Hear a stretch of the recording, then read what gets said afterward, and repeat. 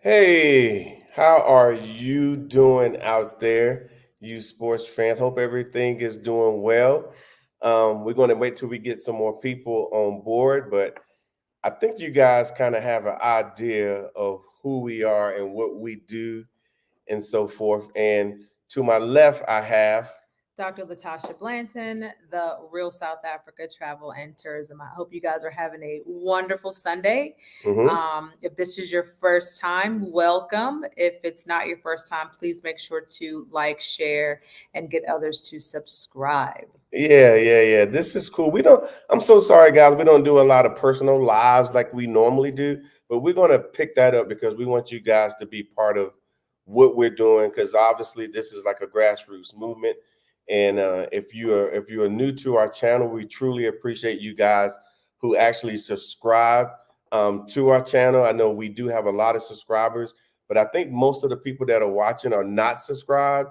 So if you're watching our channel and you want this word to go out to pretty much everyone, you probably need to go ahead and subscribe yourself. And then, of course, pass it over to your friends, pass it over to family members. Say, hey, there's this wonderful couple out in, out in Johannesburg. Johannesburg, South Africa.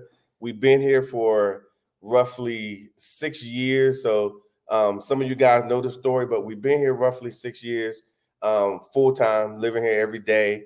It's been a great experience here, of course. And then, but before that, we were tourists.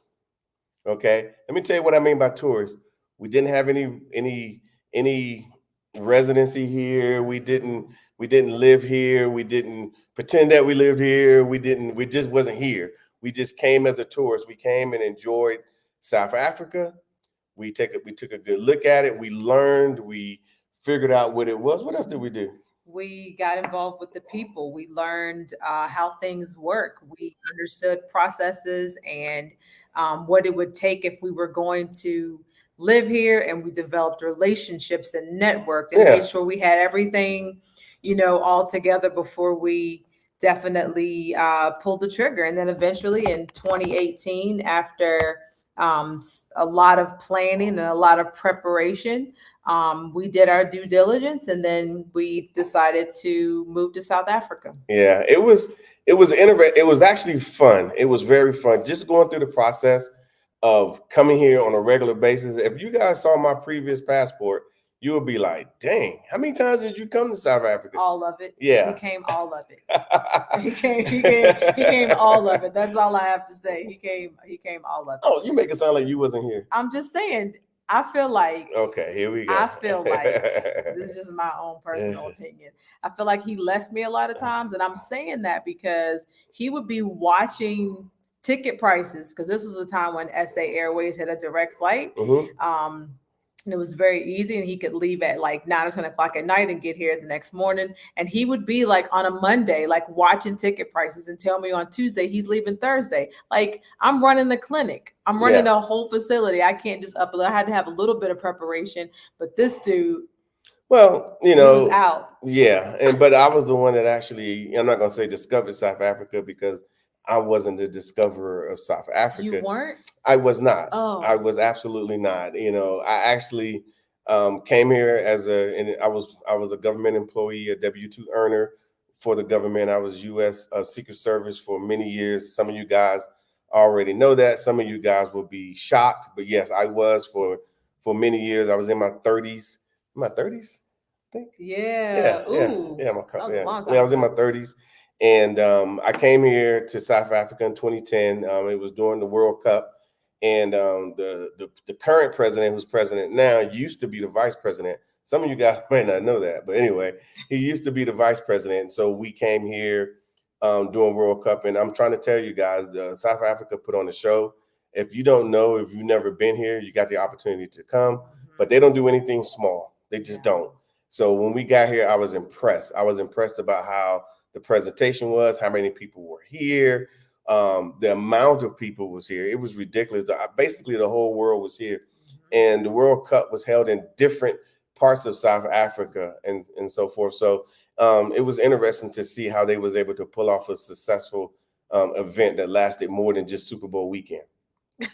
I'm just saying. I'm just saying. Don't be So hating on the Super Bowl. no, not at all. But like I said, guys, we're gonna have an amazing show today. We got people that we kind of personally know, and I will break it down to. I know Tasha is chomping at the bit to take the lead on that. But what I'm going to do now is, like I said, give people an opportunity to get in the room. What I would like for you to do as well is while you're watching this telecast, we used to call it that in the 70s, a telecast. Anyway, while you're watching this stream, which now we say in 2000s, late 2000s, Yeah. you can ask questions, you can make comments, and so forth, and we will do everything that we can to try to get to a lot of you guys, because I know there's a lot of people who are interested in traveling to South Africa. There's a lot of people that are looking at trying to possibly move to South Africa. I would tell you this: if you haven't been, I would suggest that you book a trip with us. Our trips are so proper; it exposes you to what South Africa really is. If you don't do it that way, you might miss it. It's like, oh, I missed it. What's the big fuss? Well, if you may not know, if you're new to the channel, that a lot of people who do travel with us, they get a very sneak peek of what it can actually look like for you to be here on a regular basis, and so forth. But like I said, it is a journey, and a lot of people are on that journey as we speak. 100%. I mean, the good thing about the people that have traveled with us is that when it's time for them to start planning to make their transition, they have a strong base of information that they've been able to gather just by coming as a tourist. And I'm grateful that we've been able to provide that for them and that they have been able to transition and live in South Africa. There's a lot of people that you guys know that have transitioned, but there's actually more Oh, it's way more that you don't know that have actually followed the game plan, understood the process, and made proper progress to live here in South Africa full time. Exactly. But just before we get into it, I want to take a little second to show you this. Obviously, we got commercials. We're our own sponsors. We could be sponsored by others. I get requests all the time. Hey, can you do sponsorships? I'm like, you know what? We use our platform to be able to market directly to our people. And the reason why is because we understand more than anything is that we're not getting marketed to. People are missing us. People are not talking to us about the opportunities here in South Africa, or just travel opportunities here in South Africa. Just what it actually is, and to even worst case scenario, to update what's happening, because people still are thinking 1994, 1984, as if there hasn't been a lot going on. So, but yeah, so check this out, and then when we come back, we will bring on our guests, because I know you guys are interested in chatting with them. Hold on. It is time for a vacation, and where else would you want to go? Look at South Africa as one of the premier destinations in the world. We have Cape Town, we have Johannesburg, and of course we have Durban, and of course some of the best attractions in the world. We offer 5-star experiences here in South Africa, and of course the cultural side of South Africa as well. Contact us now here at The Real South Africa. All right, guys. I hope you enjoyed that commercial. We got plenty more if you want to see them, but it's funny, when we talked about marketing directly to our people, so they can actually, say, "Wow, this is interesting." We also, have a very robust website. That website is amazing. We put in a lot of effort to try to make it as easy as possible to go through the website. I even did a video just so you guys can see it, and the only reason I say that is because people are booking, but they kind of get snagged here, snagged there. What is this? What is that? But all I can say is we do have a website, so we have made it extremely easy to come to South Africa, because basically you can use as I like to use my props, my cell phone. You see my props, see my screensaver. But yeah, you can use your cell phone, and that will you can go to our website and book everything you need there. And then, of course, we just added Victoria Falls. We did. We added Victoria Falls, which is amazing. When we say add on, we mean that if you pick any trip, 6-10 days, you can add 4 extra days to Zimbabwe. And there's more information about how to get that done on the website. So, of course, visit the website, therealsouthafrica.com, and scroll down and you'll see the Victoria Falls add on. Exactly. And keep in mind, for those who haven't traveled with us, we actually are in Johannesburg. We actually, we're here physically. Yeah, every day, all the time, every single day. Yeah. So it just makes it easier. So that's why when you see us, we're traveling around the country, because we do tourism. That's what we do. We do tourism. Okay. So without further ado, no, lead it up. Without further ado, we're gonna bring on our guests who are ready. They are ready. They're gonna give you all the details as far as what happened, what they did, the process, how long ago they started coming to South Africa. They didn't just come one time and then just decide to pop smoke to come to South Africa. They've been doing this for a minute. So let me bring them on. Let me add them to. There they are. There go Mary and Cynthia. Okay. Well, welcome to the channel, and I'm sure everybody is interested in hearing how did you guys end up finding yourself here on the way to South Africa. Currently, where are you? In Stafford, Virginia. Dang, why you say it like that? We're in Stafford, Virginia, in the U.S. of A. Yes. Okay. Mm-hmm. Okay. Yes. Okay. And excuse me, guys.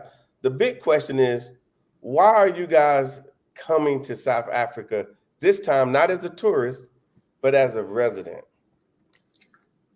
You want to take it? I'll take it. Because I'm so excited. The reason why we're coming now as a resident, because we just retired. I've been retired for 1 week. 1 week. Congrats. We've retired about 2 months now, and we're ready for a change. We want to do this is like turning the page. We want to do something different. That's why we want to come and stay and be. Yes.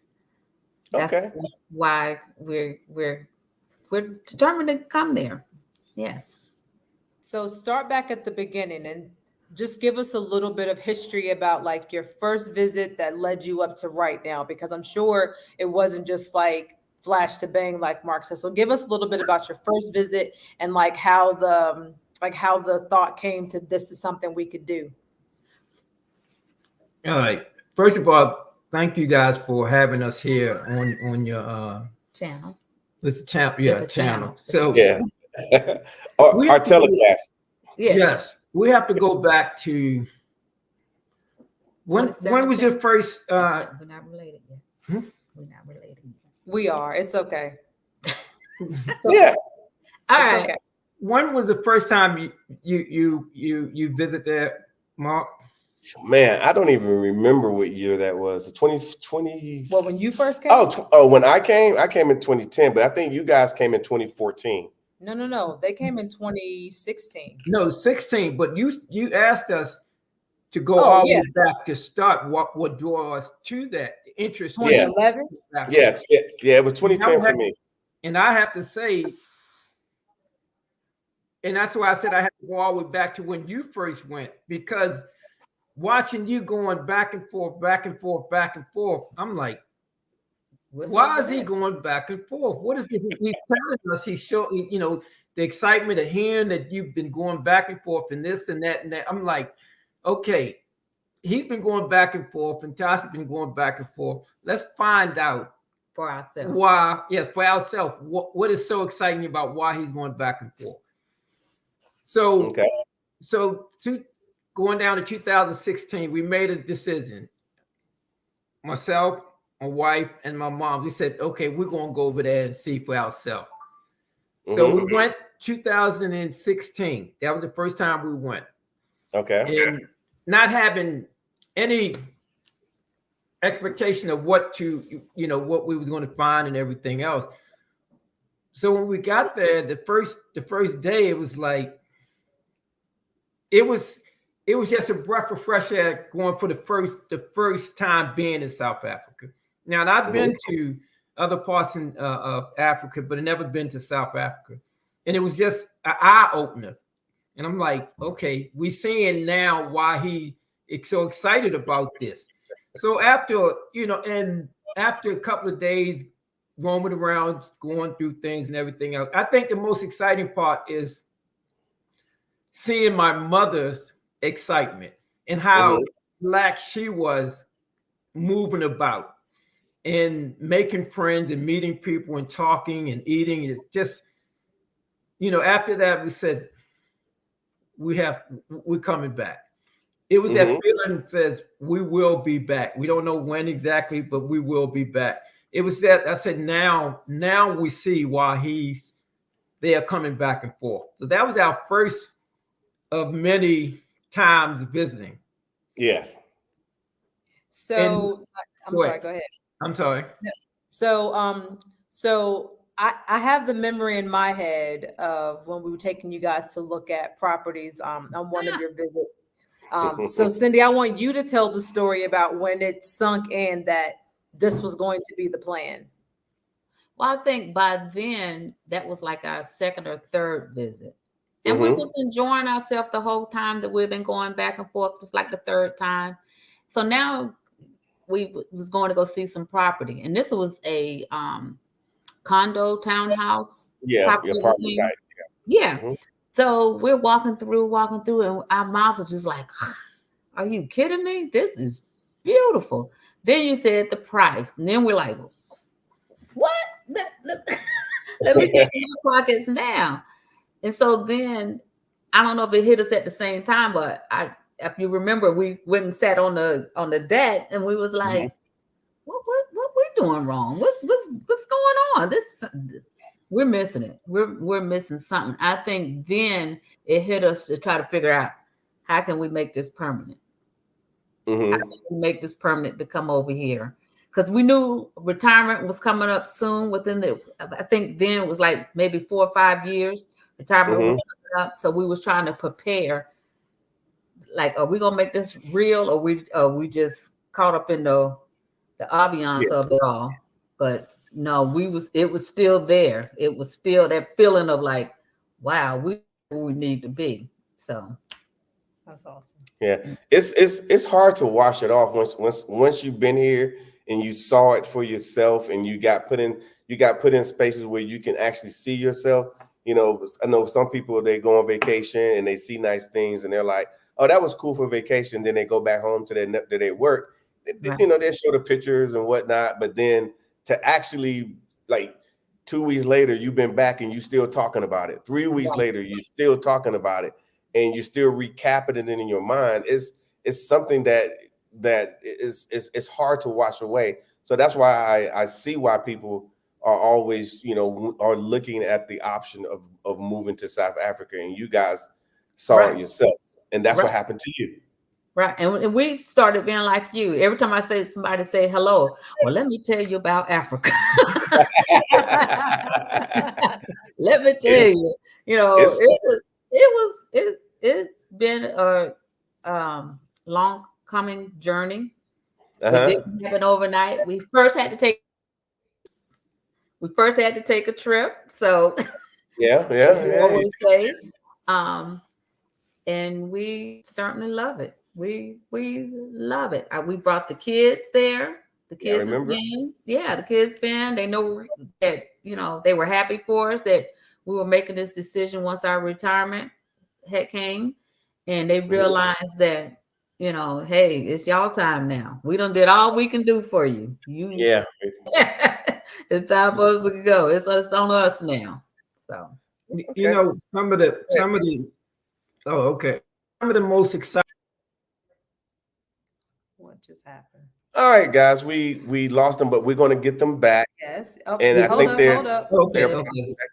Okay, go for it. Oh, what I was saying is after the first time we visited and we came back, and expressing it to the family, and my mother's excited talking to her siblings and everyone else and all that. And so after a time is that, the brother and sister was asked, how was it? It was like, to us, it was like, we're not going to tell you, you have to experience it for yourself.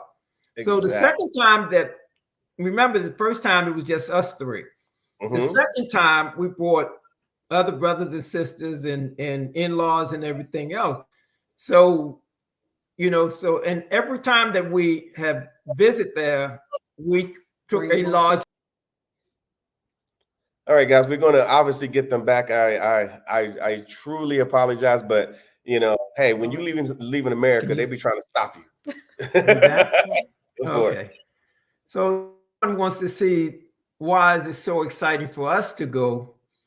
And it wasn't a hard after that. Okay.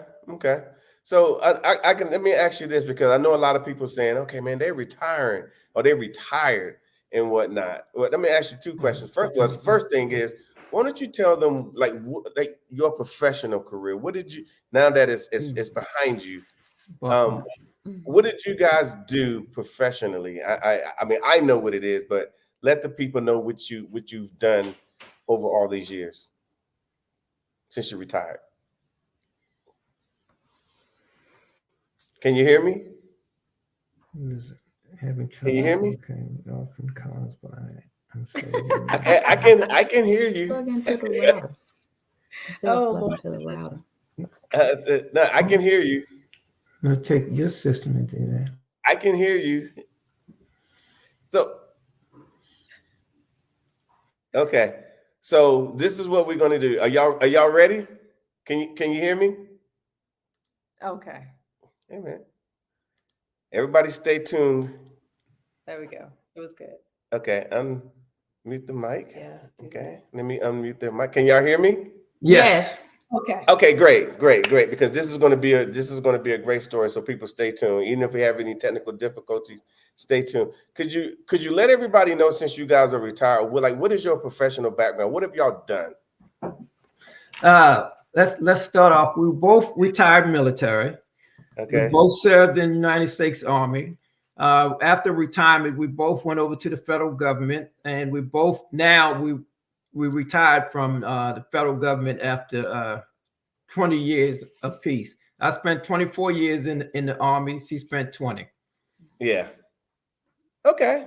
And y'all worked I know y'all ended up in DC. I know, Cindy, you worked at the Pentagon for a while, and then you worked at I worked in Congress on Capitol Hill. I worked in Capitol Hill on the Senate side. Okay. So I'm sure you've seen some things on that side as well. Yeah. Cool. Yeah, I know you had sent me a picture when you said it was your last day slugging into work. Yeah. Okay. So how do you feel about, because one of the things that we take a lot of phone calls, and we talk to people who are at retirement age, but they've never been to South Africa. Would you suggest they look at South Africa seriously, since you guys have been here and you guys are retired? Most definitely. We always try to say, it's just a certain type of peace there. So that hustle and bustle it's like it just gonna fall off of you. We also suggest they come there because your money goes further. I mean, the truth be told, I mean, that's the main reason, because our money will go further there. This would be the first time, because our house here is sold. This would be the first time that we are debt free. Can you imagine that? We're retired and we owe nothing. Owe nothing to no one. And once we get there, we plan to keep it that way. Yeah. So can you imagine that piece of retiring and not having to worry about any type of income? Because I think I did retire about 2 years early. I said I don't have time to wait. Time is of the essence. It was time for us to and so being there, it kind of makes up the difference of me going early, and I just want to be able to just live comfortable, live in peace, and Mm-hmm. just enjoy the rest of our life. Like we said, we done all we can and could for the kids, Yeah. and they're all off doing their thing. So Mm-hmm. we're gonna enjoy our days. Excellent. So Very. I would highly encourage anybody that was in the process of retiring. Mm-hmm. They announced at my retirement ceremony that I was going there, Yeah. and they was like, "What? How can that be? Why would you do that?" Well, let me Yeah. tell you, you know, and it's like, how can you possibly do that? Well, for one, we went for a visit. You went to several visits. We went to several visits, and we knew what we wanted. 6 visits to be exact. 6 visits, and Yeah. we decided this would be the best choice for us. Well, let me ask you this. Financially, too. Yeah. Let me ask you this. So you guys came on proper visits. You weren't here like by the seat of your pants. So once you came on your first proper visits, you felt comfortable enough to continue to return? Yes. And bring other people. Bring other people with us. Yeah. know. No, it's no, and you have to feel, and I say this, I have to feel comfortable with any environment if I'm taking my mother or my family there. Correct. That's first and foremost. I mean, it's places in the state that I don't feel comfortable going. So Yeah. I have to feel comfortable, one, myself, and two, that I'm going to take my family, my mother, my kids. So Mm-hmm. it's just, you have to have that comfort level in order to do that. And you have to make sure you understand where you're going, Mm-hmm.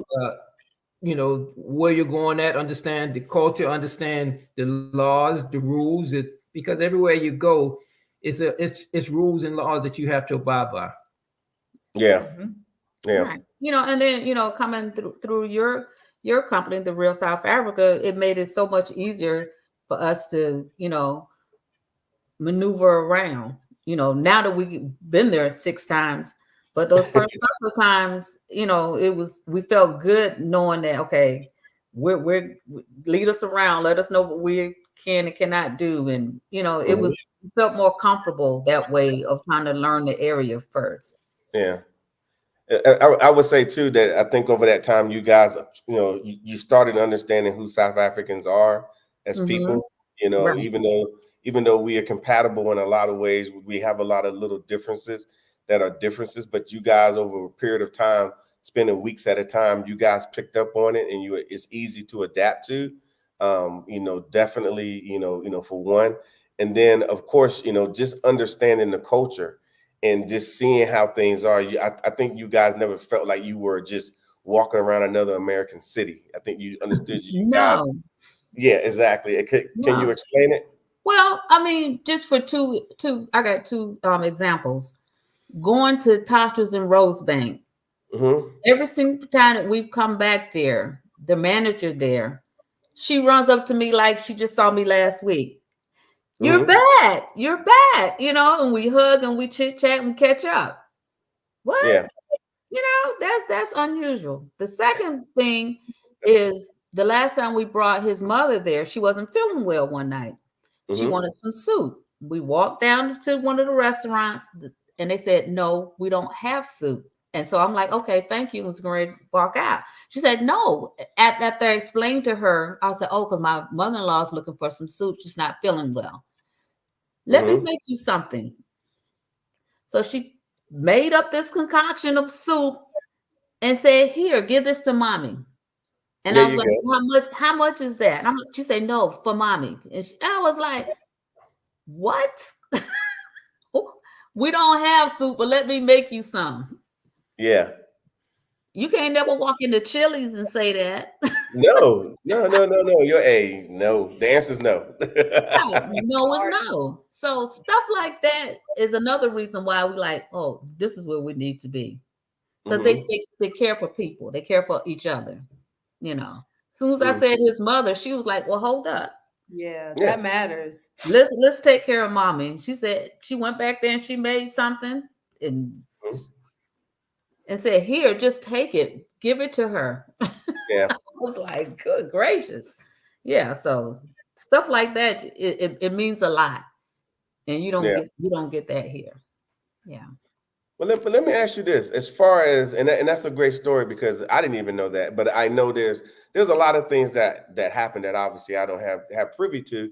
But one thing I want to ask you is this: I mean, you guys have been coming back and forth for years. You guys have seen probably in the short amount of time you've been coming back and forth, you've probably seen a lot of progress here as far as like the buildings, the infrastructure. Have you noticed that how well it's maintained, or in comparison to where, let's say, Stafford, Virginia? Because I think in Stafford is still waiting for a movie theater. Yeah. That was been promised 10, 12 years ago. Right. And that's not fair to compare the two because there's no comparison. I mean, the roads there are impeccable. You know, you don't have all the potholes and all the it just they go Asha. Yeah.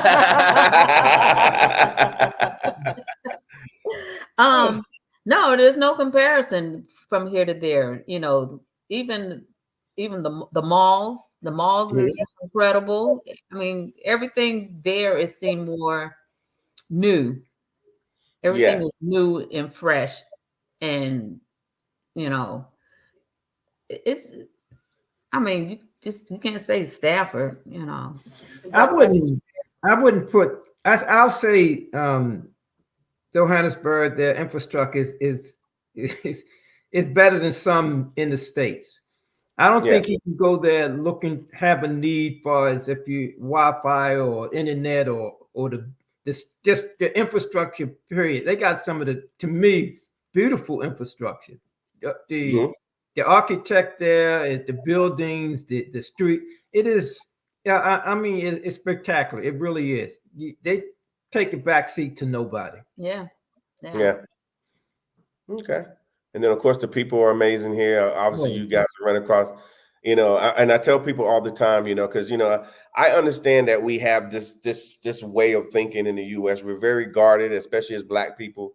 We're very like, I don't want no problems, or I'm not trying to get involved in this and get involved in that. But when you come here, you're automatically involved in pretty much everything. And the people, they don't exclude you just because your accent is a little funny because, you talk funny. As an American, we do talk funny. We talk funny. We don't have a South African accent in any way, but they tend to enjoy our accent. So, but yeah, so I can tell you, unequivocally, once you arrive here, because matter of fact, when are you guys arriving? Friday. I'm sorry, what? Saturday. Oh yeah, we leave out Friday. We get there. We get there Saturday. Yes. Yeah. So your countdown is bags already packed. We ready. Yeah. So this isn't a situation where somebody's talking about coming to South Africa and trying to put together a plan.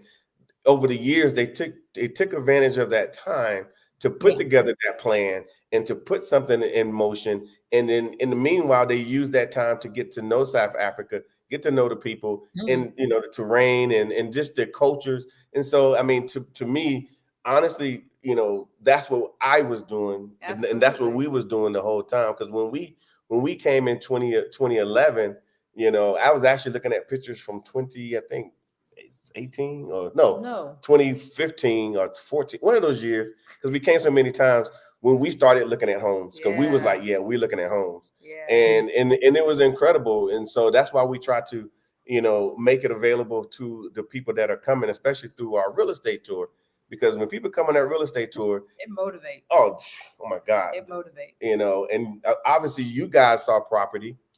So when y'all guys saw property, I mean, what happened?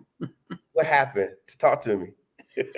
Well, it's like we never wanted to run off half-cocked. Yeah. We always want everything has to be in order. Yeah, he said that's cute or whatever. But everything had to be in order, meaning we had to make sure that we're you know, had our visas. We had to make sure that our money was straight, the kids were straight, the parents were straight. Everything had to be in order before we made a decision to even think about looking at the house. In the meantime, I was looking at the house, but he was making sure everything was dressed. But the houses, oh my goodness, amazing.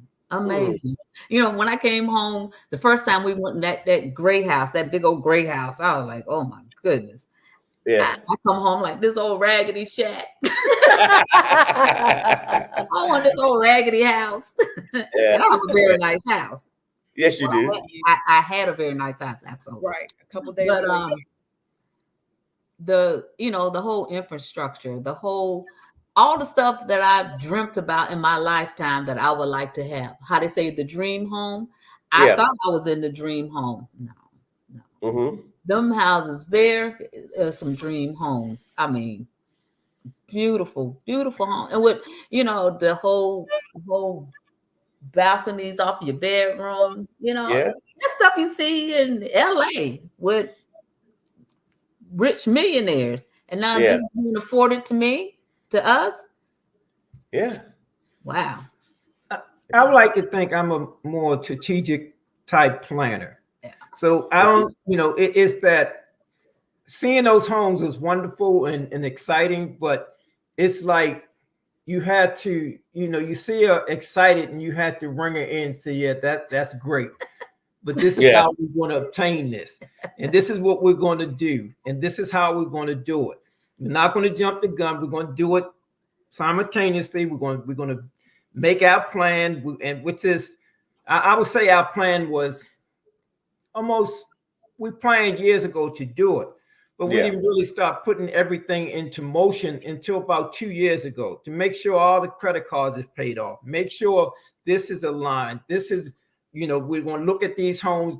What is our cap on buying a home? Just because we can afford all this, I'm not saying we're going to do all that. So we're going to make sure we're going to do it simultaneously, strategic planning. So when we get into it, when we start doing this, these are the steps we're going to do. And when we start doing this and everything starts falling in line, you know, we say here it's by the grace of God, and we do things because of God, and God put us in position to be successful in everything else. We, you know, the lesson today was your faith. And our faith was that, Lord, this is what we want. Now, just because we pray to God every day, God don't give us everything we want and when we want it, in the fashion we want it. But you know, we plan all this stuff, say, Lord, this is what we want. This is how we want to work for things. If it's your will, this is what we want. So everything was strategically planned and even though the stuff was in motion, the excitement is there, but you got to cap that excitement and say, keep focus on what we want. To this point, we fly out Friday, and I'm not going to get too excited until I step on that ground. I know everything is here. I wasn't excited, you know, is when we, by the grace of God, we put the house on the market Monday. It sold Monday night. So people can say what they want, but that was by the grace of God. They sold Monday night. We closed Thursday. We fly Friday. Oh, that's what I'm talking about. So everything is planned and everything. Now, like I said, when we get there, I'm not a big spa person, but after a year and a half of trying to get everything in order, I think rightfully so I deserve it. So I want to complete. But so the excitement is here, and it's capped. But soon as we get there, I know the cap is off, because we can say we finally achieved, you know, what we planned for. Yeah. And like I said, the first 2 weeks that we're there, we're not doing anything. It's just relax. Yeah. And then after the 2 weeks, then we start putting the metal to the, as they say, metal to the pedal or pedal to the metal, whatever. And then we're going to do what we're supposed to do. But everything was pretty much planned, you know, strategically planned out. You can see the excitement when, you know, in their face, we want this in the house, that's great. But this is how we're going to obtain all that stuff. So, and it's hard to cap when you just seeing the stuff start transforming and coming into and stuff like that. Once I hit the ground, Lord will, then it's all off. Okay. Yeah, and in that 2 weeks, I got a plan for you guys, somewhere where you can totally decompress. You know, we call it Safari Lodge. And they got massages and stuff there, because you know people sleep on those Safari Lodges, and in my opinion, that's the best offer that we have is the Safari Lodges. And I, you know, I understand people's trepidation about coming to Johannesburg. We love Johannesburg as well, and Cape Town and Durban and everywhere else we don't been. Obviously, there's more than 3 cities in the Republic of South Africa. We just kind of mentioned them because those are ones that people can say, oh, okay, I kind of have an idea. But you know, you said, you know, when you get here and you don't have to worry about anything, and I know Cindy mentioned something about having, you know, they you know, coming here properly, having their visa in hand. Yes, we wanted to make sure everything was in order. We didn't want to get into so many days out or in while we're there, and then somebody said, "Oh, you know, it's time for you to go," or we trying to finagle, or you know, trying to figure out. No, we're retired now. We want to live like retired people. We don't have a care or worry in the world. I don't want to be worrying about, do I have enough days left. Days left, counting the days, you know, all that. We didn't want to do that. And like I said, he made sure everything was in order before we even agreed to even look at houses, because I was looking. Oh yeah, but he was like, no, we got to get a visa first. So exactly. One of the things is that I'm, you know, visiting and everything else. But I wasn't going to do, and we weren't going to come and do anything if that visa wasn't in order. Right. We weren't going to step ground until that visa was in order. Because we didn't want to be where they say, oh, we don't bought a house and now we can't even stay in it because we can't be there. Yeah. You know, and you're trying to figure out how you're going to be there. I didn't want to come that route. We just wanted to be.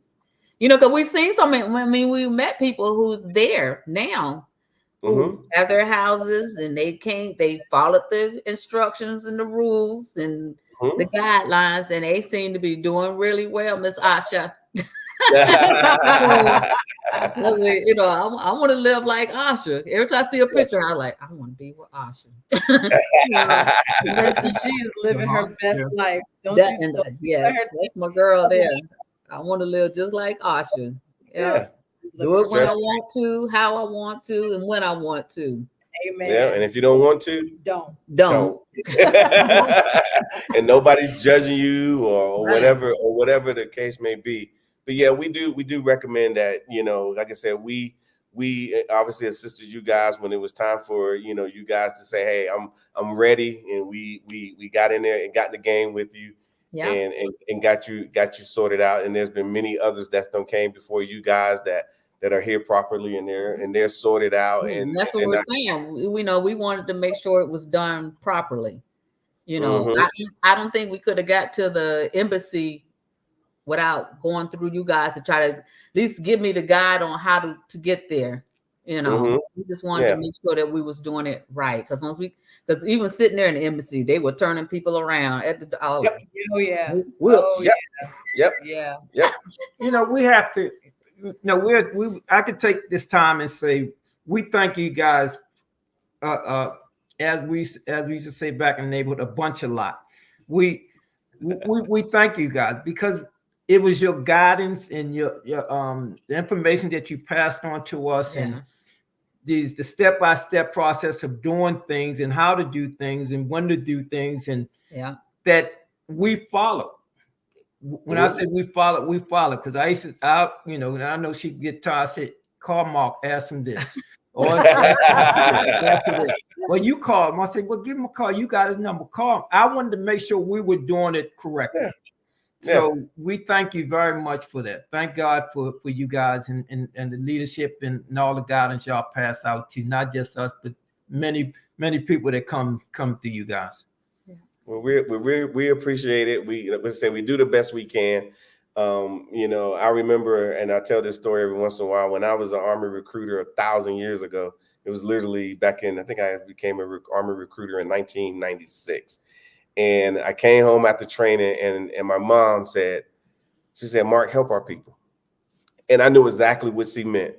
I got an opportunity to help them get in the military, do something with themselves. So try to help our people. And so that's what I was doing. And that's what I did. And I did okay. I was all right. You helped. I was all right. And so now that we're here, and like I said, we could have been very quiet about this and just did our little thing and never said a word. But I started talking to Tasha, and we started talking, and we said, you know what, let's do this. And then it scaled up. And then the good part about it is there were a lot of South Africans. And I cannot act like it's just me and Tasha. There's a lot of South Africans that wanted to see this happen. A lot of South Africans that wanted to see success. They want to see their Black American brothers and sisters here in South Africa. And they're like, how do we do that? And so then I said, well, okay, I will do this, and then I will do that. And then it just scaled up. But I just had a lunch date with one of my partners, a very significant brother here who's in the electric vehicle space, who's going to be spearheading it for South Africa. He's like, how can we get more people? I've been talking to people that are venture capitalists. How can we get more people? This, that, and the third. So, I mean, you guys are going to be part of it as far as, you guys have come through the portal. You're going to get off at OR Tambo Airport, International Airport, look at City face, real soon. And you ain't like, oh, I gotta leave in 90 days. I gotta go leave the country and come back. I don't have to. Okay. Bottom line is, you're here and you can relax. And that's what we've done for, a lot of people. And of course, we're doing it for you guys. So, so even this interview is going to, people listening to your testimony. And since it's Sunday, it's a testimony. People listening to your today. Exactly. So it will help other people that are sitting there saying, you know what, I'm about to retire. The monies ain't looking right, but we're making a lot in retirement. We got U.S. is just a credit debt based system. Yeah. And I didn't do anything wrong. I'm not a bad person, but I need a break. Yeah. I need something. I need a lifeline. I'm tired of hitting whammies. That's perfect. A lifeline. I feel like we've been thrown a lifeline because, like I said, we're literally debt free. At this very second, we are debt free. And tell the people what that feels like. Man. Wow. I've never thought that would ever be possible. It's crazy, ain't it? Yeah. We went in church today. I was like, we are debt free.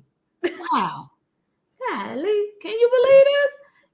And then to be able to retire early. And it's like, this is so nice. This is so nice. I mean, I can't even put it into words because I never thought I wouldn't have a mortgage. I never thought I wouldn't have a car note. Well, I haven't had a car note in a while, but So do you feel hundreds of $1,000s lighter or richer? Which one? Lighter or richer or both? What is it? Lighter. Yeah. Lighter.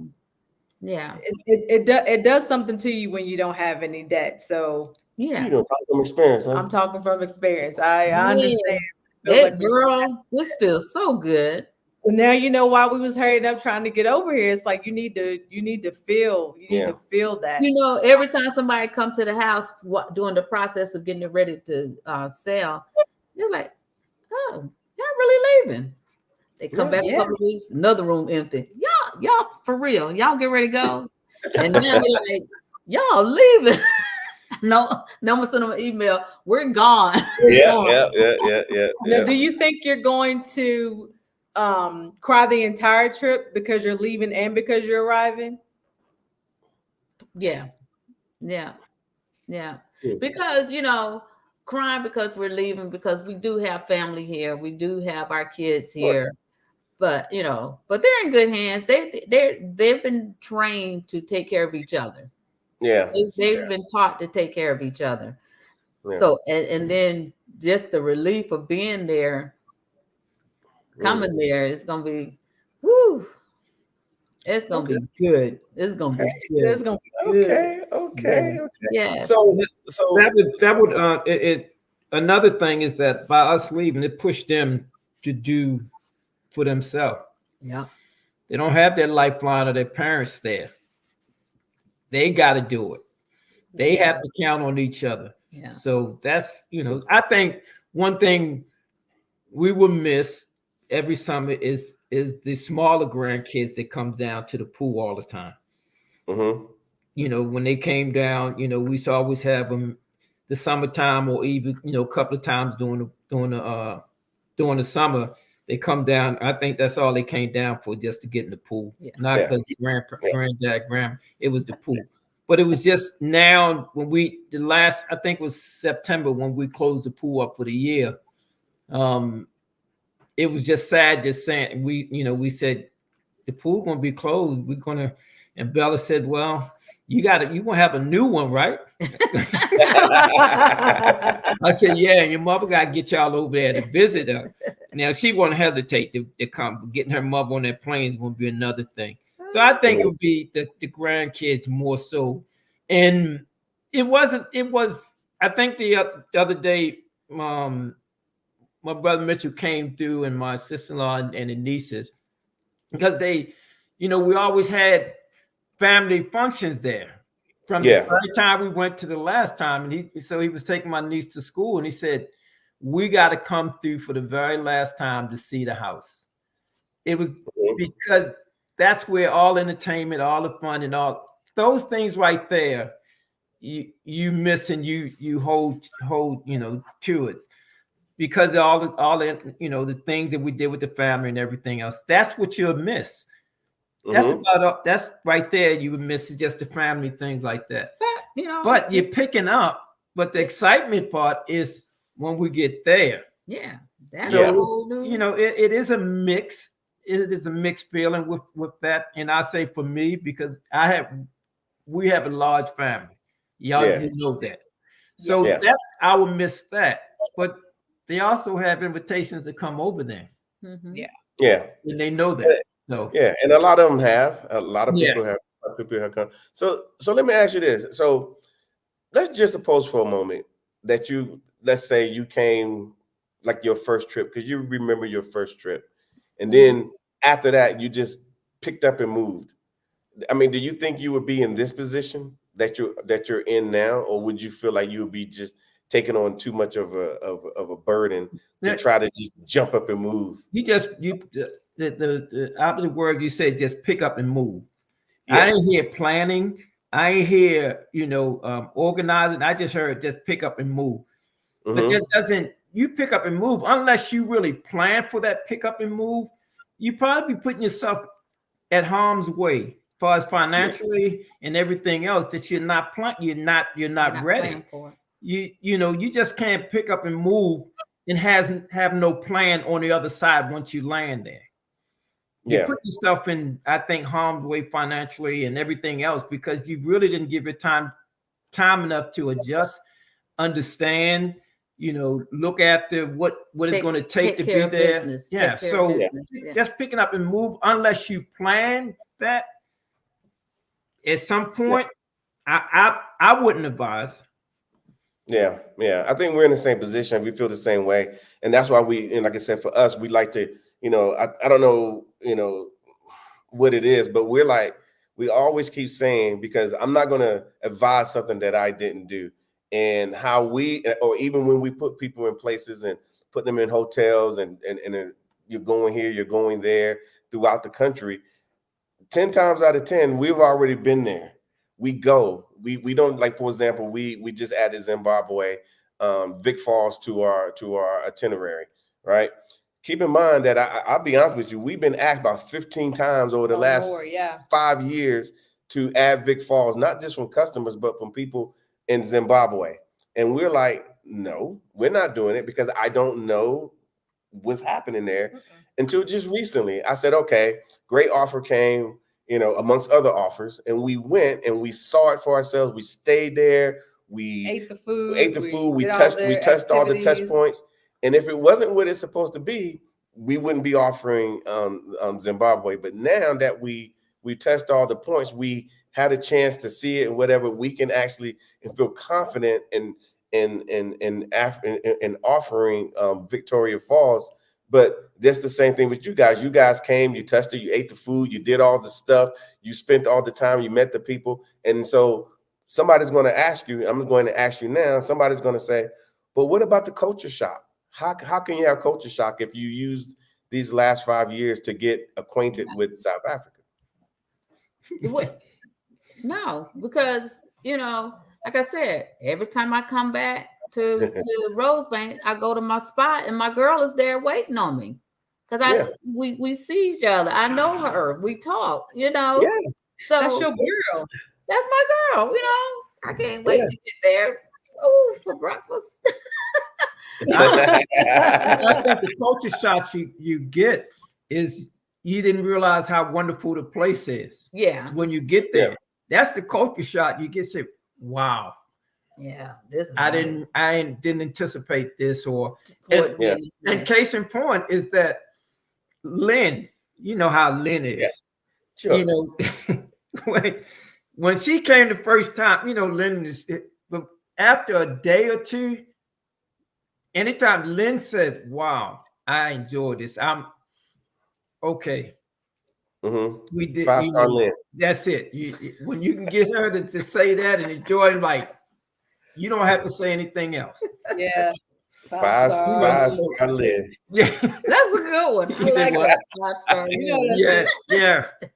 Yeah. But and I will tell you, go ahead, Barry. No, and I'm saying, so if you can impress, the ones it's harder to impress, and you can do it moments after they get there or days after, you don't have to say anything else. You really don't. Yeah, we've had them come. To be honest with you, this is we're live, so we can't edit it. Yeah. No, we've had a lot of people that I travel, I go to Europe, I do this, I travel this, I've been here, I've been there. So just to and I'm ad-libbing like this, but people are literally like asking us about just for us that are basic things that we do. They're like, oh, is it this? Is it that? And they actually all the way up to the time they get on the plane, sending emails, What about this? What about that? What about? Yeah. And then they get here and they totally forget about every question they ask. And they're like, oh, I didn't. This is amazing. And we're like, I know. Yeah. I know you bougie, but it's then okay. Yeah, but the funny part about it, full disclosure, me and Tasha, when we were there in the U.S., but we were traveling to South Africa a lot. When we didn't travel to South Africa or we couldn't, Cindy, you probably didn't know it, but we was always in the Hamptons. We was up in Martha's Vineyard because we felt that was the only level that we could get to that was like South Africa. So when I jump in the car, we drive 5 hours, then we're in 6 hours because we have get to New York and then cross over. Yeah. But we was in the Hamptons, and then when we get there, we're like, okay, this is about as close as we're going to get to being in South Africa. But it was a lot more stressful because I didn't see anybody that looked like me. Yeah. And number two, I spent an awful lot of money. It was nice, but the comfortability that I get here doesn't compare to. It's like a normal thing. Exactly. It's what you've been looking for. Right. Your whole life that you don't know you need. And when you get to South Africa, you're like, oh, this is what I've been trying to feel. And it's funny because, you guys know I bought my parents in December. And tell them about your parents in the room. Yeah, so I bought them, and they had an amazing time. And every time I talk to my mom, she's just like, I had such a good time with it. It was just so nice seeing all those young people that look like me, and they were doing great things. And my dad was like, the food is amazing. She's trying to figure out how she can get back. But just to give them that experience, for them to know that this exists, is motivation. Now they're trying to figure out how they can get back. Right. But just being or having that level of comfortability is something that we really want our people to experience, which is why we do what we do in the tourism space, because you need to feel it. You need to experience what that's like. It's not like being in Atlanta. I know that there's, dense populations of us, but that the greater amount is never us, and you need to feel it.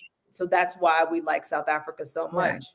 I mean, there's a difference between going to Tyson's Corner. Tyson's Corner, going to Louis Vuitton, all the stores, versus going to Mandela Square, going to Louis Vuitton. I went into Louis Vuitton there, and I was telling this guy about this boot I had seen, and he pulled out the boot, and I was like, try it on. Try it, and he was pulling out stuff. He didn't know if I had a dime or a nickel. But treat me as though, why are you here? What are you doing? Or following me around the store. You know, it's a big difference when you walk in and someone's offering you a tray of champagne, and while you're shopping, I'm like, so this is happening. Good. This would be happening. Yeah. I like this. It's just like I feel the bougie side of me is being catered to. Okay, that's a good point. The bougie side of me. And the funny part about that, because and we've had people that's they're like, well, like, I don't need all of that. I don't need this. And I'm like, in my mind, if you never experienced it, of course you're gonna say that. Right. I would say it too. Right. I have said it. I don't need all that. Just give me, a two-piece box of chicken. I'm good. That may be true, but I prefer now. The other side, and so that's why we life.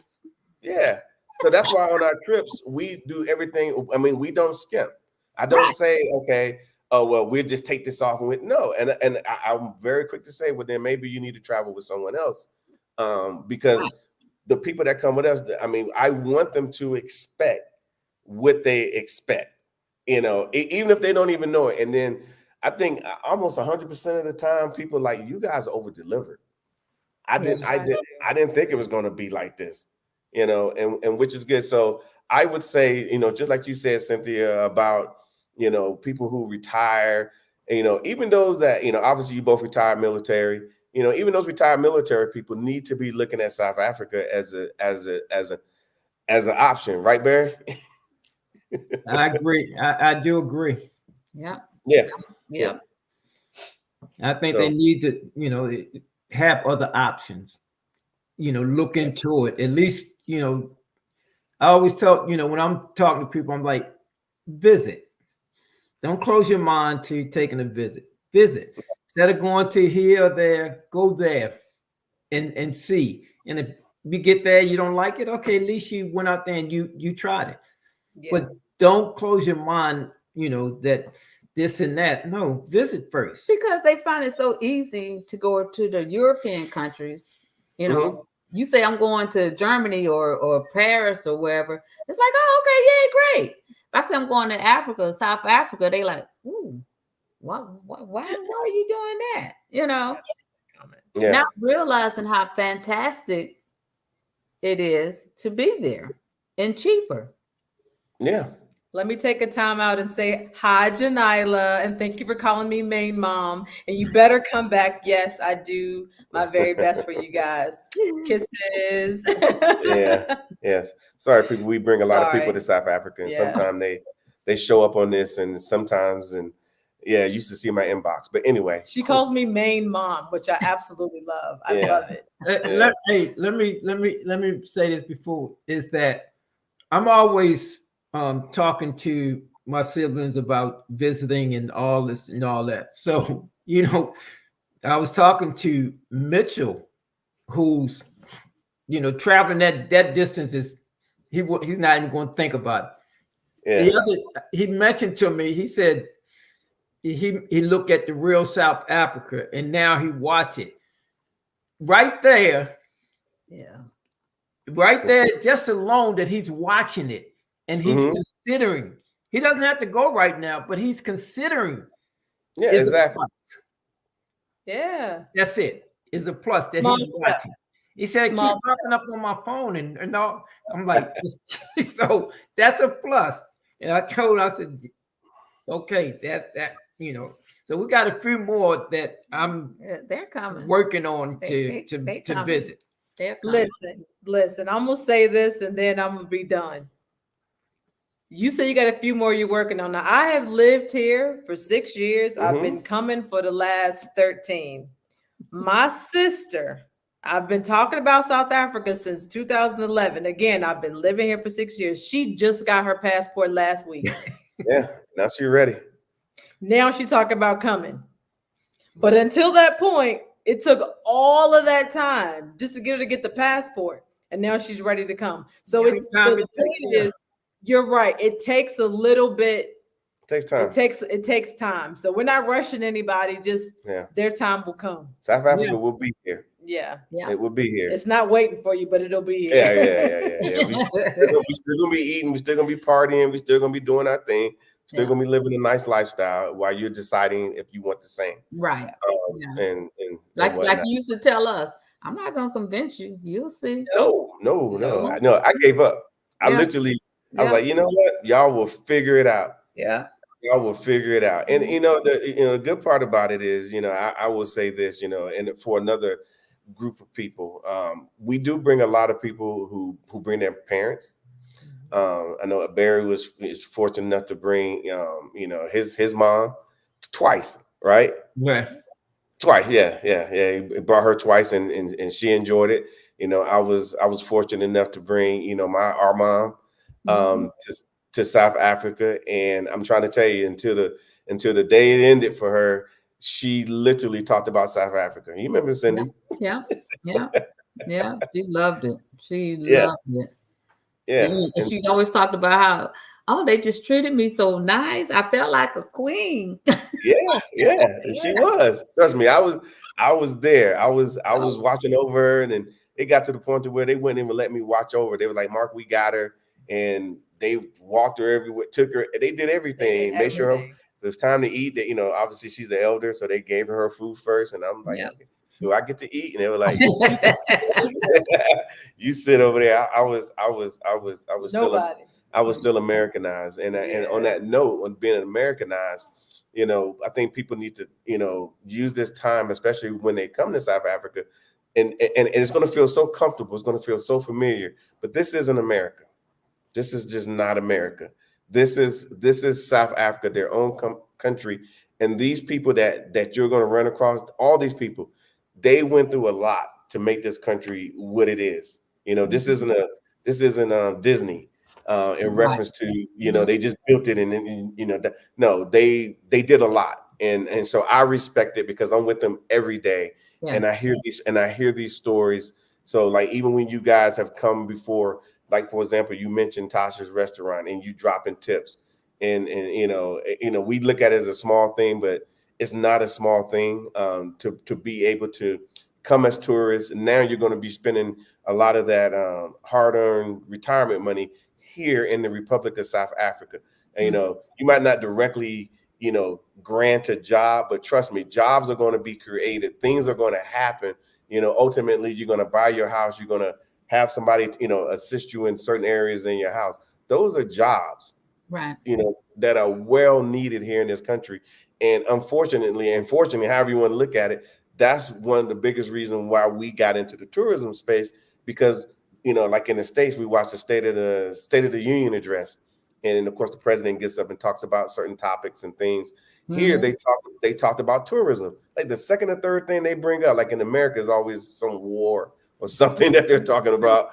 But here they was talking about, the people, and then they started talking about tourism because so much that is brought into the country because of tourism. So I said, well, hell, I could do this.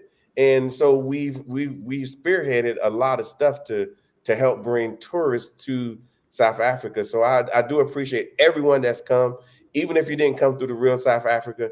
But we need to start coming here to make our presence known, that we are interested in this country. So if they see that we're interested, and they only can count the numbers, they're not going to meet you.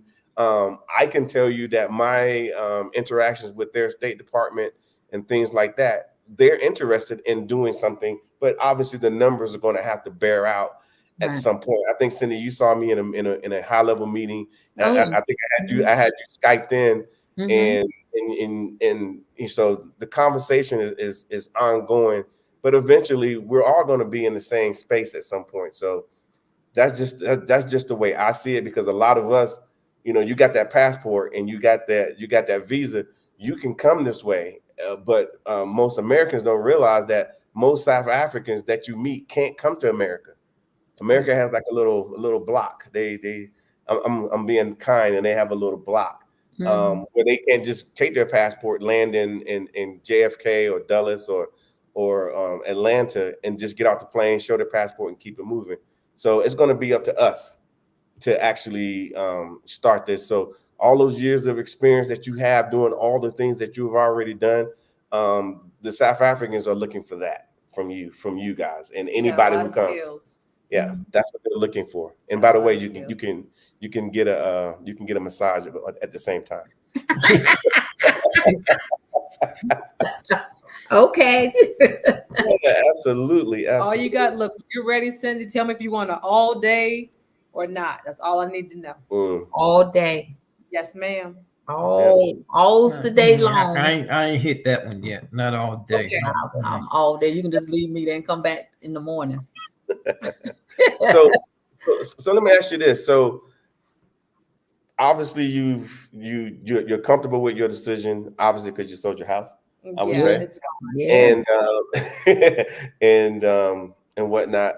But the people that you've run across at church, the people you run across at work, and just in the community, are they like on a percentage scale? Are they 100% on board with you, or are they just kind of like, I really don't? It doesn't make any sense because what you're doing is totally off the government retired scale. Right. What you're doing. Well, I think they were okay, or they all say they're happy for me, but am I going too fast? Because like at my retirement, it was mentioned that I was leaving, and I said, yeah, I leave next week. I'll be leaving next week, and they were like, you really jumping. I said, no, I'm not jumping the gun. It's just, I've been planning this. The plan was return and go. And I just think people are not used to making a decision and acting on it. Oh yeah, that's the thing. You can talk about it all day long, and look at all the videos and say, "Wow, I wish that was me. I wish I was with Asha. I wish, da da da da da." But if you don't act on it, all you can do is look at videos, Yeah. And that's why, you have all these shows, these reality shows. You're watching somebody else's life. Yeah. You need to start your own life. You need to have your own thing going on. While you feeding off of what they're doing, you're not doing anything. So I will be meeting with Asha. I don't have to just watch her on video. Listen, Asha gonna be so excited to see you. She gonna say, y'all can do the all day spot together. We'll just send Barry for a regular 60-minute massage and get him out of there. Yeah. But no, I'm just saying, people, talk a good game about what they're gonna do. And because sometimes we will be like, are we really doing this? How did this really get into motion? Because we're like, was following the plan, sticking to the plan, stop buying shoes, stop buying purses, I know, it's so hard. Stop buying Pumas. Yeah. Right. Stop calling Amazon. Right. So let me ask you, so and that's another thing, because a lot of times when people are like, and we do talk to people on the phone, and they're like, yeah, I don't want to do all that. Da da da da da. I just want to move. And I'm like, bro, listen, you're gonna have to change a lot of things that you do. You're just gonna have to change. And what I mean is, like you said, you're gonna have to change your spending habits, your saving habits. Are you gonna be going back to the Bahamas again? Or yes, like you're gonna change everything, but they don't think that's a problem because they're using credit and so forth, and they're amassing debt. And I'm not gonna bring that up. No. Yeah, you did. I did. I brought it up. and then on top of that, they think they could just add this on too, and you don't realize it. So again, these are the same people that I'm chatting with them on the phone, and they're like, "Well, I just want to come," and I'm like, "Well, I'm gonna tell you right now, you're not going to be motivated to change your habits. You're not going to be motivated not to call Amazon. You're not going to be motivated to get your debt down, or if you're going to need income when you get here to start working on that. You're not going to do any of that. It's just talk. You're not going to do any of that until you actually get off that plane in the Republic of South Africa and get you some chicken licking. Then then you're ready. Then you'll be like, you know what? I'm motivated. Yeah, now it's real. Yeah. So you're right. Yeah. So my question, I said it was my last question before. Was it do you think that if you had waited 2 more years, because you say you had 2 years before you could retire, you took an early retirement, right? Do you think that if you would have waited, things would be the same? Like, did you feel an urgency is what I'm asking. I felt it was an urgency because he's already retired. Now I can't be getting up, going to work or doing work, and he's already retired. But also I felt it was an urgency because, and my daughter says, don't let a few dollars take you out. Yeah. Whitney said, don't be letting a couple of more dollars take you out. You know, Mark, our father missed out on his retirement. Sure did. That plays a lot in my head. I'm not waiting. I'm not waiting. No, the time is now. Yeah. It was planned, but we knew that I may be losing, but actually I'm actually gaining. Oh yeah, you're gaining tremendously. Yeah.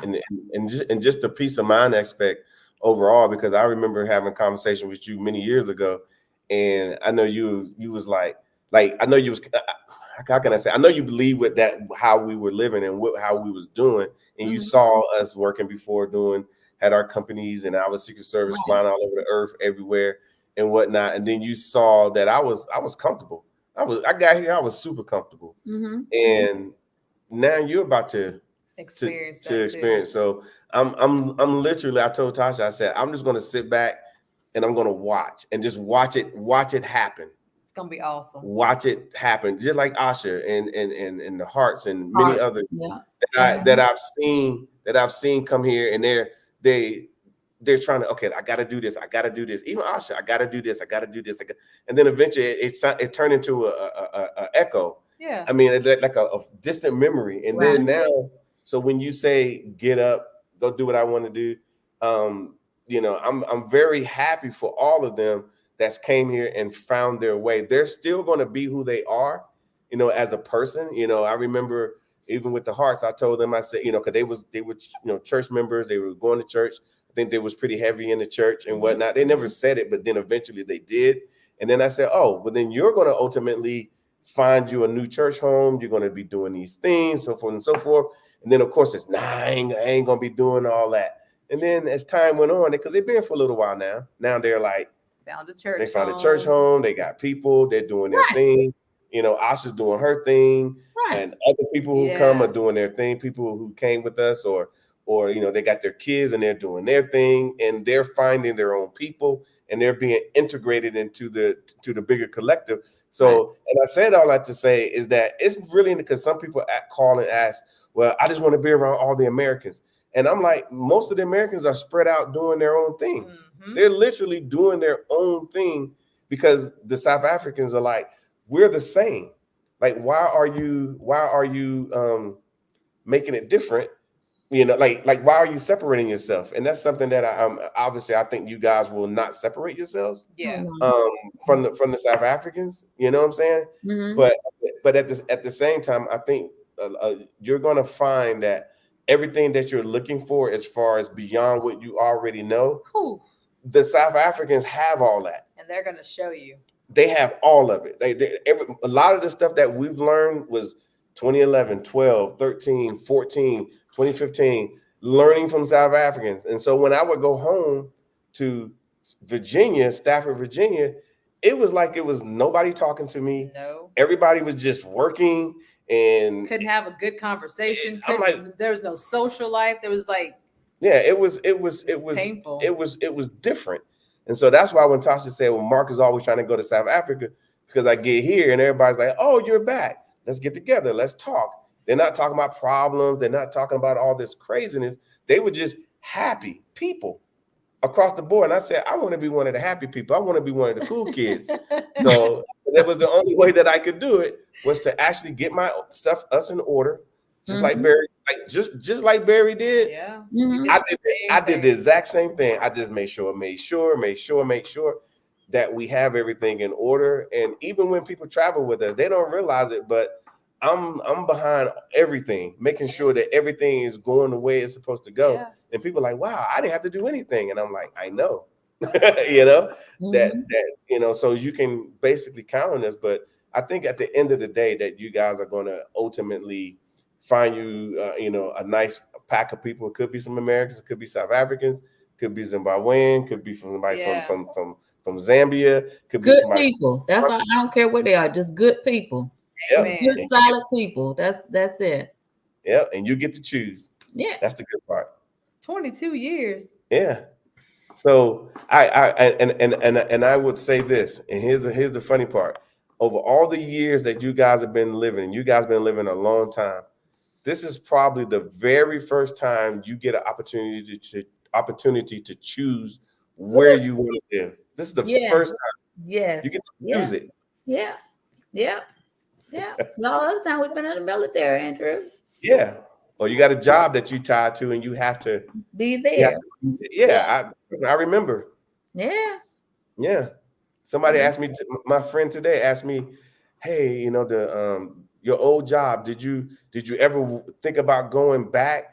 And Tasha knows they called me twice. And I'll tell him, they called me twice. Question, don't you blaspheme me? Talk about going back to work. Yeah, they called me twice. Hey, Mark, we got a program where we want to bring some of the old people back. You're already trained. You could just start. And I'm like, nah.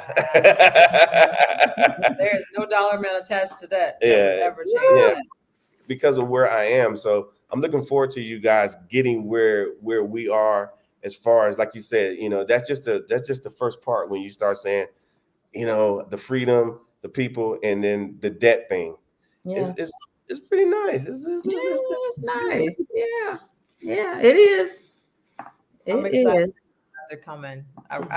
And it's funny because I've been containing my excitement, but I'm like, I've been watching you guys come back and forth, have the conversations, and Mark is excited too, but I'm like a little bit giddy because I feel like you guys deserve this so much. Me and too. I feel like you deserve it. I feel like you deserve it so much. And I want to see you in this space, be free, do the things you want to do, eat the foods you want to eat. Barry will be at the game parks looking at animals. He can do that whenever he wants to. I'm going to drop them off every Tuesday and they can be like, oh, Mr. Gray is here. You're going to be like, I'm going to drop him off and go get a massage. Right. But I'm really, really excited for you guys. I can't wait till you get here. We will do our best to give you the 2 weeks away, but we're probably going to be in your face. Yeah. Well, good, but we're not doing no work. Well, one thing that, and you mentioned the hearts. That's, one thing I wanted to do is sit down with them to talk about their journey in having a home built. what they went through, the things and stuff like that. Because right now we're still on the fence of getting one and tweaking it to what we want, or getting one built to what we like. Yeah. So I want to, and like you're saying, just sitting down and talk to the hearts and maybe others who had, who had built, who went through the process of building, some of their up, some of their down, some of their do, some of their don't. We want to talk to people who come in and did it right. Who went through the process and sit there and just pick their brains and stuff like that. So one thing I don't want to do is create something that's already in place. I don't look. I got more years behind me than in front, and I don't want to waste time doing that. So it's just things that that's in place that we can take advantage of, talk and lesson learn. That's why we thank you guys, because you already you showed us the lesson learned, some of the do, some of the don't. You're very informative of letting us know what to expect, what to do, and everything. And we know nothing is guaranteed. We already know, but lessen some of the blows that we don't have to take. So, and that's why it's important to listen, pay attention, grab the shirts of someone who already walked that lane, so you don't have to try to create a new one for yourself and maybe fall off and do some other crazy thing. So I just want to sit and talk to people who went through and stuff like that. And that's also just get to meeting other people and make connections and, so, things like that. So, yeah. And the good part about it is, the names you don't know just yet. I mean, there will be people that you don't know that you're going to meet. And like I said, a lot of those people are going to be South Africans. A lot of them. Yep. We have we have no boundary who to meet, who not to meet. People is people, that's all we do. Just good people. And one of the things that when you mentioned the Heart and Church, we have a sister church there as well. So some of those things, the cushion is laid, but it's other things that we still have to learn, when we get there. And having good leadership like you guys are to, guide us in those directions, and other people, that's what we look for. Well, you're gonna be doing at some point. You'll be leading people. Yeah. Because you like Moses. Yeah, maybe that's the case. And the only reason I can even entertain it is because, how can I explain it? There are so many people. I mean, you guys having your experience, we having our experience, but it's not something that can only be unique to us. Right. There's a lot of good people in the U.S. A lot of good people, married, single, you call it, however you want to do it. There's too many good people that are willing to put the work in, willing to do whatever they need to do, but they always end up falling short of glory. And as Americans, Black Americans, we kind of know why they fall short of glory. And it's not always their fault. They're not bad people. They're not like downtrodden. They just didn't get an opportunity. Yeah. And so that's why we do things the way we do it. I mean, I could do it another way and just get people here and then they go back and they whatever. And that's not my intention. Because if it was like that, I wouldn't do it at all. I would just be like, you know what, Tasha, we good. Yeah. We got a house. Y'all been here. We not bad off. And we could just relax. We could just relax. But we want our people to have an opportunity.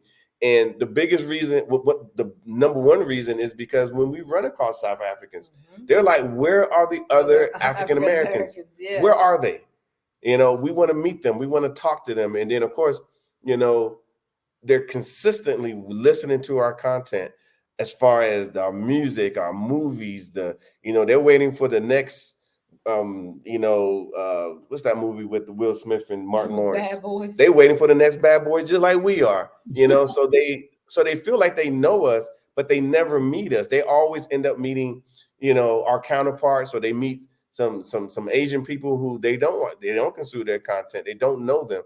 They meet everyone else, but like, where are those African Americans? And so it's great to be over here and people say, hey, I met an African American the other day. Yeah, and you're immediately their friend, like immediately. Yeah, they say, or they met them because they're like, oh, because and then they most South Africans will mention our name and they say, yeah. They know you guys. You guys helped them come. Yeah. So like this year, like last year, we didn't go to the Africa's biggest travel show. We didn't go last year because we were kind of busy.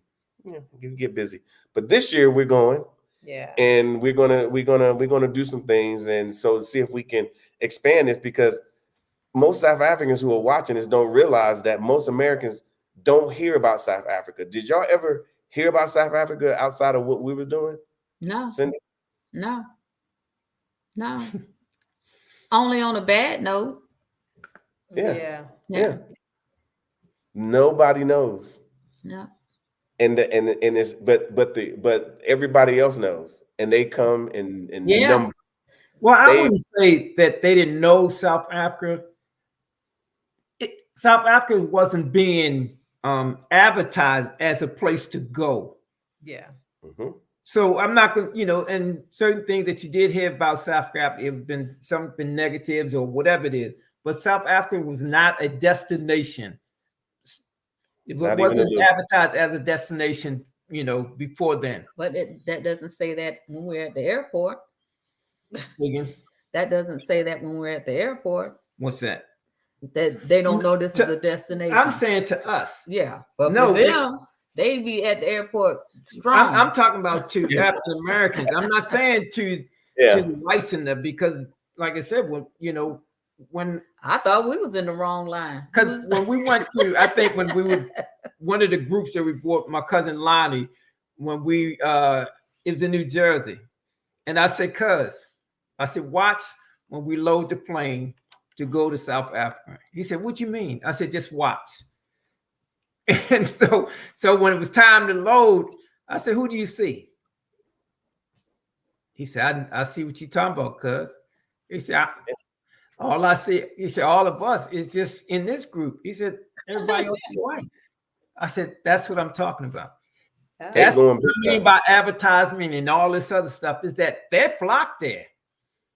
Mm-hmm. You see planes full, but you won't see plane full of us on those planes. Yeah. That's the thing by advertising, what I mean by advertisement and everything else. So you guys are doing a great job of doing that. But I think more of that have to be done. Exactly. And done properly, because this is what we know from the insider's perspective. We do need to come for a lot of reasons, if nothing more than maybe in the future our kids cannot pay $15,000, $20,000, $30,000 a year to go to college. They can pay $5,000. Yeah. Because we got the University of Pretoria, University of South Africa, we got Stellenbosch University, we got Witwatersrand, we got all these different colleges that they can get education and do very well. But I guess my point is,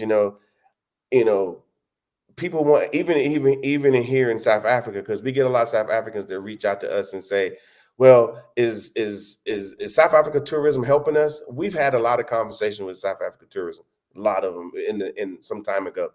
But you got to understand that, the whole tourism industry is being held up by South Africa tourism, and they know who they can get. They're not going to abandon a whole market of people coming from Germany, coming from the Netherlands. They're not going to abandon that, because that's jobs, that's money coming into South Africa. I get it. So and their economy is not as big as America's. So they got to pick and choose where they can win their battles. They have a small office in the United States. I think it has between 4 and 5 people that covers the United States, Canada, and Mexico, all of North America. The whole North America, 5 people. 5. So that's why we never see any content on South Africa. But just like Black people have always done, especially from the US, even here in South Africa, we're going to have to do this ourselves. We're going to have to do it ourselves. We're going to have to do our own work. And that's why you always hear me say, this needs to be a grassroots movement, because we're going to have to do it ourselves, not just in South Africa, but we're going to have to do it in and all the other nations that have Black people that would love to meet their brothers and sisters here on the continent. It's us. And it's great that I run into, other people in the tourism space, other people that are doing things kind of like what we're doing, or maybe something a little bit different that bring light to Africa. So then Black people can say, well, dang, I did not know that Africa was like that. And so that's ultimately the plan. But I only have some levels of influence down here in South Africa. And so, and while I'm here, I'm going to do that. So I want South African tourism to continue to do what they're doing, because they got to feed these people. These people need jobs. They need to be having jobs as a masseuse and whatever. They need those jobs. No, these are very, very important jobs. Absolutely. No, they're very important jobs, because that's how they're feeding their families. And I know this. So when I bring people, I know that somebody's getting paid. Somebody's going to be able to feed their families and whatnot. At the end of the day, if people see what we're doing, and then you go and you bring your family and the rest of the people, and then they bring people, because we brought a couple here that I can't remember their names, but they remember the couple that came during the holidays. But they came during the holidays. But they brought a boatload. Yeah, they was kind enough to reach, because we sorted them out. Matter of fact, you guys met them because y'all was here too. She was an emergency room doctor. Oh yeah, yeah. And I don't remember what they did, but they was kind enough to reach out to us and say, hey, hey, we're going to try to do this. We're going to, because I'm bringing a whole bunch of people. And matter of fact, the day we picked up Tasha's mom, dad, and her group, they were on the same plane. They had a whole bunch of people. Wow. Yeah. That was a beautiful sight. So here we are again. It's happening. But if they didn't come with us and have a good experience, if they were having all these problems, they wouldn't have brought nobody. They're like, no, I'm not bringing anybody. But they had a good time. They brought people, and they're bringing more people, more money spent, more people working. Right. Yep. That's where I stand. Yeah. Yeah. So and that should be everybody's stance when they come here, to understand that we're trying to help out an economy here that's going to help the people. But those same people, believe it or not, once you start spending more time here, they know stuff. They I was just alerted today that I didn't even know it, but it was pretty, I guess, common knowledge that they found like $30 trillion worth of oil off the coast of Cape Town. I didn't even know that. I thought I knew everything, but but people sit down with me and tell me things, and we need to be part of that. I mean, there's an industry that Black people from the U.S. could get involved in and partnering with South Africans, not coming in and trying to take over, but just come and be part of it. Yeah. Right. And here we are. So I am officially getting off my soapbox, because that's how I feel about this place. I do. He loves South Africa. Well, I'm with the people. Yeah, and we're passionate like about the people and how they're doing, and how we can make a difference. And when you start talking about, hey, I want to come and bring jobs, that's great. But the first way you come and bring a job, and I quote that, bring a job, is to come and spend your money here. Come as a tourist. That's how you inject your first investment into yourself and into the economy. You got to get here first. And that's kind of where we start our grassroots movement. Like he said, you got to get here and get in bed with the, not literally get in bed, but start building with the people and understand that, you have a purpose. Yeah. So I'm gonna leave it there. No, you gotta tell everybody our secret. Oh, okay. Is there a secret? There's a secret. I don't know nothing about it. It must be a real secret. What's the secret? See, Mark has been bringing everybody there, including his family. Yeah. And it took a while. It did. It took a long while to have the first visit, and then subsequently after that, it takes time. But people just need to be patient, because I hate to say it like this, even as a person who runs a tour company here in South Africa, everybody's not ready. But when they are ready, they need to be landing in the proper scenario. Stop joining all these little janky situations. Come to a proper, because everybody ain't ready. I'm in my own family, they wouldn't. I was, like I said, y'all guys who've been listening for a while, I've been coming for years. No, we was listening. We were listening. Yeah, they were listening, but you wasn't ready to, obviously. But once you got on, which I already knew, you were gonna walk the path, and then you brought my other sister, then you brought my other sister. Yeah. That was you. Yeah. But I knew that was going to happen. Because one grab a hand and the other one reach back and grab it. Yeah. Exactly. Yeah. And we're gonna keep that chain going until we get everybody here. Yeah. And we really do like the mothers and daughters that come. They bring it. We got one that just came. They're bringing more people. Yeah. We got. I mean, it's growing, and we want people to understand that there are options in a lot of ways. I mean that U.S. scenario is interesting, because people keep calling us and talking about, man, you know what's going on in America. You know what's going on. And I'm like, I hear things, but because I talk to people from the U.S., but that's not part of my environment. I don't know. Yeah. So. All right. That last comment. Yeah. But I will leave the floor to you guys, and hopefully the next time they hear from you guys will be in sunny South Africa. No, I got it, Tasha. I got it. So. Is there anything else you guys want to add? See you next week. Dang. Is there anything that you want to add? Before I go, I would just like to pray for our family, and also pray, to thank God for you guys, so that you can continue to do what you do, and just thank Him for everything that He allow us to do each and every day, to experience His wonderful creations here, there, and just have the heart to want to expand and explore other things. So I thank God for that. Well, we appreciate you guys for sharing your story, and hopefully you can inspire others to come to South Africa and just see something a little bit different than what they're used to. Unfortunately, this isn't the Bahamas. This isn't Portugal. This isn't Jamaica. This is, as I say, this is, as Tasha like to say, sunny South Africa. Okay. See you guys. All right, guys. Bye-bye. See you Saturday. All right. It is His will. All right, guys. I hope you guys enjoyed that interview. Sorry we don't have more interviews, because we actually don't get a chance to interview everybody that comes here to South Africa. We're going to be bringing the African Diaspora News Channel tour here. I think it's coming in the next few days. Yeah, it'll be here April the 18th. Yeah, absolutely. And so Philip Scott on his channel, I'm telling you, the Africa Diaspora News Channel is doing big things.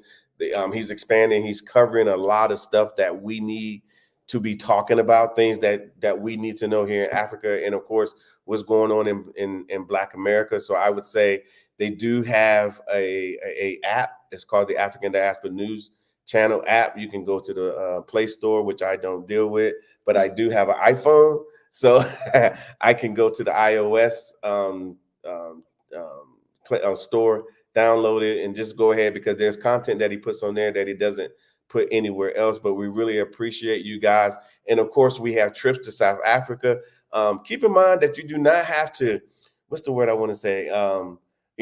Look for a group trip. Whatever dates that you have available, you can actually look for your particular dates. We try to make this thing as super, super, super, super, super, super easy to do, meaning that if you have dates available that you can travel, and you only want to come by yourself, you can. If you want to bring a group of 10, you can, and everything in between. Don't fuss about everything, because we're going to take care of pretty much everything. And if you need some more convincing, just go to our testimonials tab on our website and start watching, and just let it play. You'll hear all the people that came here and how they were treated, and how they felt, and how much food they ate, and how fat they got. And the whole nine. So all I can say is thank you guys for allowing us to come into your space. And all I can say is, Tasha, welcome and thank you, sunny South Africa. Peace. Bye, guys.